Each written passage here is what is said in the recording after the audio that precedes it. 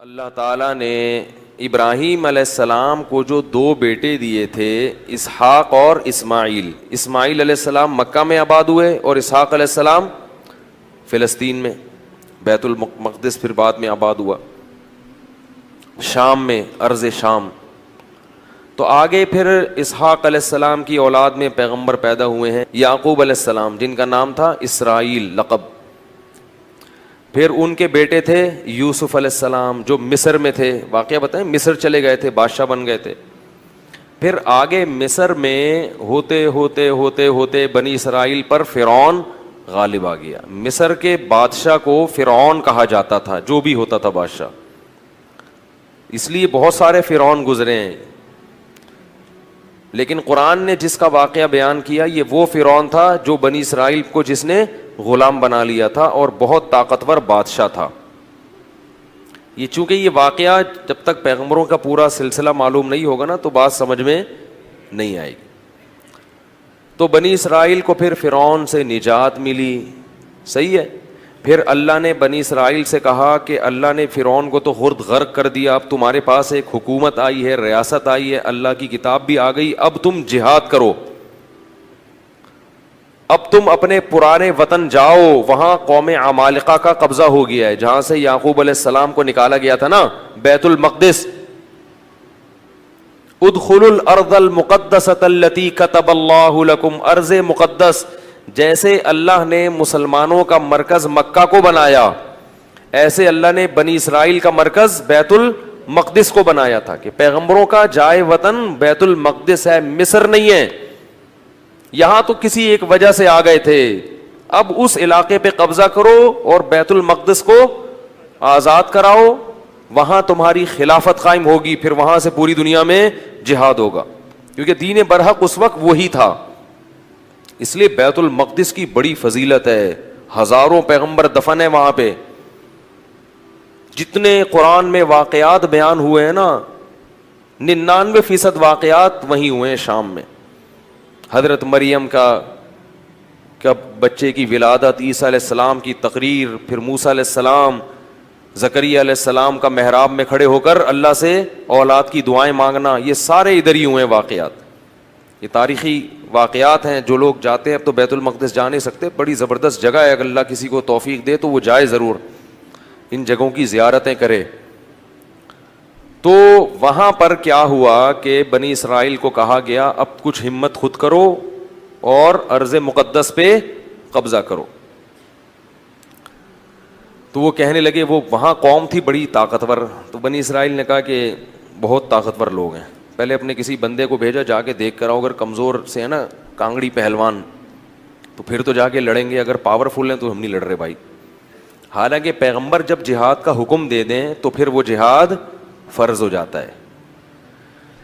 تو مشہور واقعہ ہے، بنی اسرائیل نے کہا اذهب انت وربك فقاتلا انا هاهنا قاعدون، اے موسیٰ تو جا اور تیرا رب جا، دونوں جا کے لڑو، ہم یہیں بیٹھ کے پروگرام دیکھ رہے ہیں۔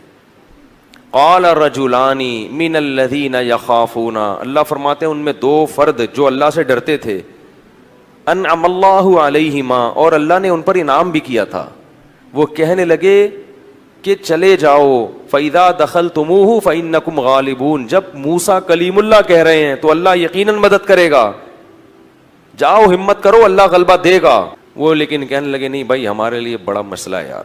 موسیٰ علیہ السلام کو غضب آیا اور انہوں نے اس مرتبہ دعا مانگی، اے اللہ میں اپنے اور اپنے بھائی کا تو مالک ہوں، ہارون کا، تو ہمیں کوئی حکم دے، ہم نہ کریں تو ہم سے پوچھ، یہ قوم میری سمجھ سے بالاتر، اتنے تیرے انعامات ہوئے، سب کچھ ہو گیا، لاٹھیوں کو سانپ بنتے ہوئے دیکھا، سمندر کے ٹکڑے ہوتے ہوئے دیکھا، فرعونیوں پر مینڈکوں کا، جوؤں کا، آگ کا عذاب، خون کا عذاب، ہر طرح کے عذاب دیکھے، اس کے بعد بھی اب یہ قوم ہمت خود کچھ کرنے کے لیے تیار نہیں ہے، سارے کام کون کرے گا؟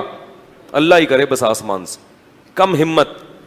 تو ففرق بینی و بین القوم الفاسقین، میرے اور اس فاسق قوم کے درمیان اب جدائی ڈال دے، میں نہیں رہ سکتا ان کے ساتھ۔ بہرحال کچھ عرصہ موسیٰ علیہ الصلوۃ والسلام رہے وادی تیہ میں اس قوم کے ساتھ۔ اللہ نے کہا کہ اب یہ 40 سال تک یہ علاقہ فتح نہیں ہوگا، 40 سال تک نہ یہ میدان میں گھومتے رہیں گے بس۔ تو وہیں موسیٰ علیہ السلام کا پھر انتقال ہو گیا اور آپ دنیا سے چلے گئے. پھر موسیٰ علیہ السلام کے بعد پھر دوسرے پیغمبر آئے اور ان پیغمبر نے بنی اسرائیل کو پھر حکم دیا.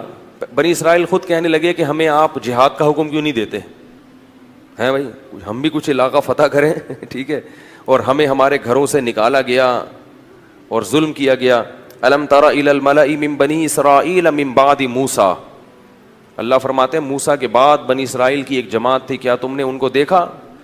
تو اس وقت کے نبی نے ان سے کہا کہ تم سے امید یہ ہے کہ جب تم پر جہاد فرض ہوگا تو تم لڑو گے نہیں, خالی پیلی کی باتیں پھینک رہے ہو.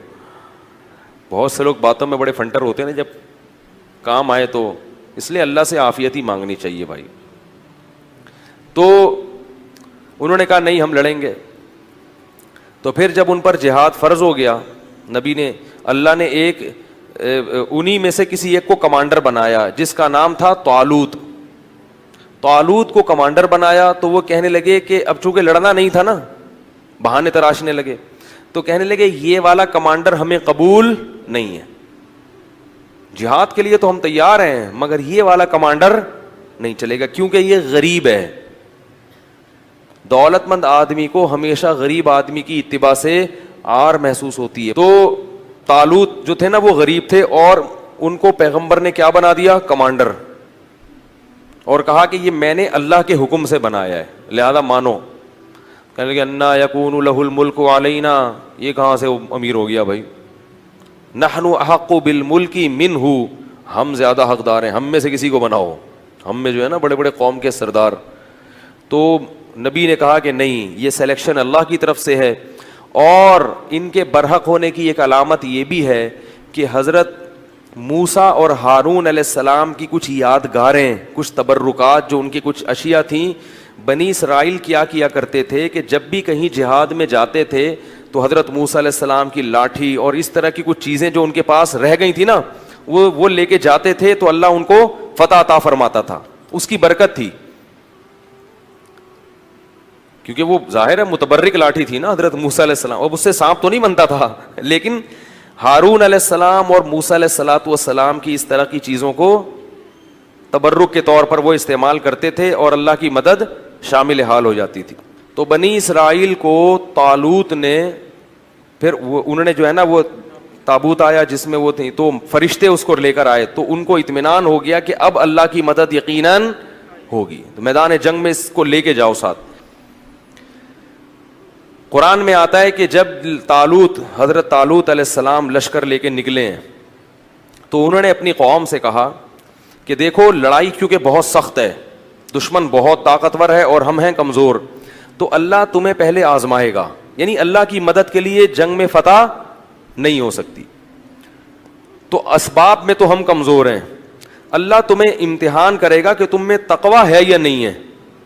اس امتحان میں کامیاب ہو گئے تو جو کامیاب ہوں گے ان کو تو فتح ملے گی, اور جو اس امتحان میں کامیاب نہیں ہوئے وہ کیا کھائیں گے؟ شکست کھا کے بھاگ جائیں گے, وہ لڑنے کی طاقت نہیں رہے گی. اور وہ امتحان یہ ہے کہ تمہیں پیاس لگے گی مگر نہر میں سے کسی نے پانی, بولو بھائی, نہیں پینا.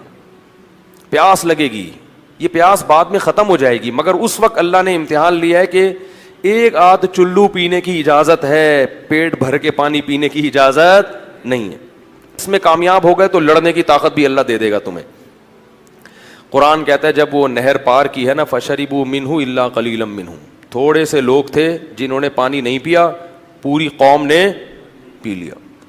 اتنی اللہ نے نشانیاں دکھائیں, سب کچھ کیا, مگر پھر بھی کیا کر رہے ہیں؟ پیٹ بھر بھر کے کہہ رہے ہیں دیکھا جائے گا یار, دیکھا جائے گا یار. اس کا نقصان کیا ہوا, اس گناہ کی نحوست کیا ہوئی کہ جب سامنے طاقتور لشکر دیکھا اور اس کا کمانڈر تھا جالوت, جو بڑا پہلوان جالوت تھا جیم کے ساتھ, بہت طاقتور, بہت پہلوان. اس کو دیکھا, اڑے بھائی اس کا قد دیکھو, اس کی باڈی دیکھو, ہے بھائی لگ رہا ہے کسی جم سے آ رہی ہے, اور یہ لوگ دیکھو اتنا بڑا لشکر. تو جنہوں نے پانی پیا تھا نا وہ کہنے لگے لا طاقت لنا اليوم بجالوت وجنودی, آج ہمارے پاس طاقت نہیں ہے جالوت اور اس کے لشکر سے لڑنے کی, یہ نہیں ہو سکتا بھائی. اس سے پتہ چلتا ہے گناہ کرنے سے ہمتیں پست ہو جاتی ہیں. اللہ کی نافرمانی کرنے سے کیا ہوتا ہے؟ ہمتیں پست، کچھ بھی نہیں کر سکتے دنیا میں، اللہ کے لیے کچھ نہیں کر سکتے. پھر لا طاقت اليوم بجالوت وجنودی قال الذين يظنون انهم ملاقو اللہ. اللہ فرماتے وہ لوگ جن کو اللہ سے ملاقات کی امید تھی کہ ایک دن اللہ کے سامنے کھڑے ہوں گے، اس کا ہمیں بدلہ مل جائے گا، وہ کہنے لگے کہ کم من فئۃ قلیلۃ، دیکھو کتنی ہی بار ایسا ہوا ہے کہ ایک چھوٹی سی جماعت کو اللہ نے بڑی جماعت پر غلبہ دیا ہے. ہمت کرو، کیونکہ پیغمبر کے حکم پہ آئے ہیں ہم. خود سے جب آئیں گے تو دو رائے ہو سکتی ہے نا کہ بھئی صحیح کیا غلط کیا، تو اللہ کہہ رہا ہے تو غلط ہو ہی نہیں سکتا. اور اللہ نے ہمیں شکست دینے کے لیے تھوڑی بلایا ہے، تو اللہ غلبہ دے گا.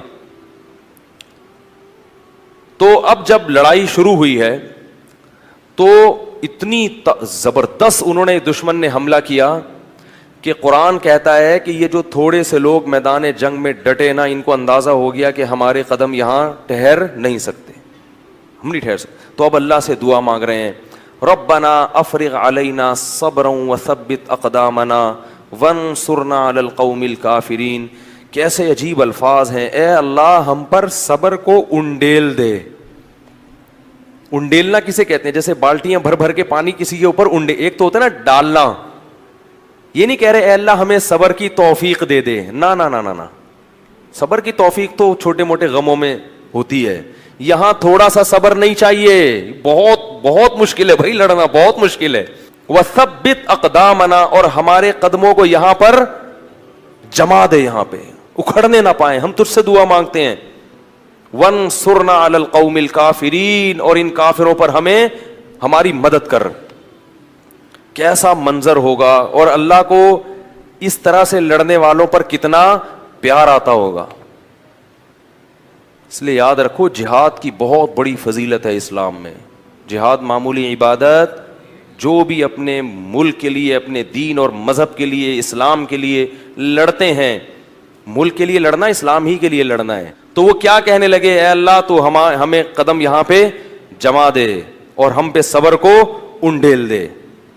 اللہ کی مدد آئی، وہ تھوڑے سے، کیونکہ اللہ نے اپنے دین کو باقی رکھنا ہے، یہ بھی ختم ہو جاتے ہیں تو بنی اسرائیل تو گئی. ایک قوم کو اللہ نے ہدایت دی تھی، وہ بھی ختم، تو پوری دنیا تو گمراہ تھی. تو اللہ کام ایمان والوں ہی سے لیتے ہیں. بنی اسرائیل تھے بڑے نالائق، مگر تھے تو ایمان والے تو وہی تھے نا. تو بھائی جیسے مرضی ہیں، اللہ کیا کر رہے ہیں کہ بھائی اب ایمان والے تو یہی ہیں نا، اب کافروں سے تھوڑی لوں گا کام، تو جیسے مرضی نالائق ہیں انہی میں سے نیک لوگ پیدا کروں گا. تو اللہ نے کیا کیا، اللہ فرماتے ہیں فَهَزَمُوهُمْ بِإِذْنِ اللَّهِ، اللہ کے حکم سے ان تھوڑے سے لوگوں نے ان طاقتور لوگوں کو شکست دے دی. جب شکست دی ہے تو انہی بنی اسرائیل میں ایک شخص تھے جن کا نام تھا داؤد، جو کمانڈر نہیں تھے اور نہ نبی تھے، ایک امتی کی حیثیت سے وہ میدان جنگ میں لڑ رہے تھے. وہ بھی ان تھوڑے سے لوگوں میں تھے. نہ صرف یہ کہ ان تھوڑے سے لوگوں میں، بلکہ ان تھوڑوں میں بھی جو انتہائی درجے کی بہادری دکھانے والے تھے ان میں سے تھے. انہوں نے ہدف بنایا تھا جالوت کو، جو سب سے زیادہ طاقتور تھا. یہ بڑی بات ہوتی ہے نا. دیکھو اس زمانے کے دیندار لوگ کیسے ہوتے تھے یار. آج چھپکلی سے ڈرتے ہیں دیندار لوگ. آج دیندار آدمی کو چلانے کے لیے یہاں سے وہاں تک بولو نا انڈا موڑ چلے جاؤ تو اس کا سانس پھولتا ہے. کہتے ہیں ایکچولی میں اتنا نیک آدمی ہوں کہ میں تیز چل نہیں سکتا. داؤد علیہ السلام تو بڑے پیغمبر تھے اس وقت، نہیں پہلے تو عام امتیوں کی طرح تھے. تو قرآن کہتا ہے داؤد علیہ السلام نے داؤد نے کس کو ہدف بنایا؟ جالوت. اتنی سخت لڑائی ہے اور میں کس کو ہدف بناتا ہوں؟ جالوت کو. ان کو قتل کروں گا. وَقَتَلَ داؤد جالوت، اور داؤد علیہ السلام جالوت کو قتل کرنے میں کامیاب ہو گئے. لہذا فتح میں، جیسے کھلاڑیوں میں کھیل جب ہوتا ہے نا تو ایک مین آف دی میچ ہوتا ہے کہ بھئی یہ ہے جس نے جتوایا ہے میچ. تو وہ جنگ جتوانے میں سب سے بڑا کردار کس کا تھا؟ داؤد کا. اللہ فرماتے ہیں آتاہ اللہ الحکمہ، اللہ نے آپ کو نبوت عطا کر دی. کیا عطا کر دی؟ نبوت. اور اس کے بعد سے کمانڈ کس کے پاس آ گئی؟ کیونکہ لڑنے کے لیے کمانڈ کے لیے صرف نیک ہونا کافی نہیں ہے، جنگ کا تجربہ ہونا، بہادری ہونا، یہ بھی بہت زیادہ ضروری ہے. لوگ کیا کہتے ہیں کہ کمانڈر بناؤ صرف نیک آدمی، نیک ہونا کافی نہیں ہے. ہمیشہ ایسے کو کام اس کے ذمہ سونپا جاتا ہے جو اس کام کا اہل بھی ہوتا ہے. تو اللہ تعالیٰ فرماتے ہیں ان کو کمانڈر بنا دیا گیا، اور اللہ نے ان کو کیا عطا کر دی؟ حکومت اور نبوت. نبی بھی بن گئے اور کمانڈر بھی بن گئے. اب بیت المقدس پہ قبضہ ہو گیا، اور داؤد علیہ السلام کی بنی اسرائیل کے ذریعے فلسطین میں کیا قائم ہو گئی؟ خلافت، بنی اسرائیل کی خلافت.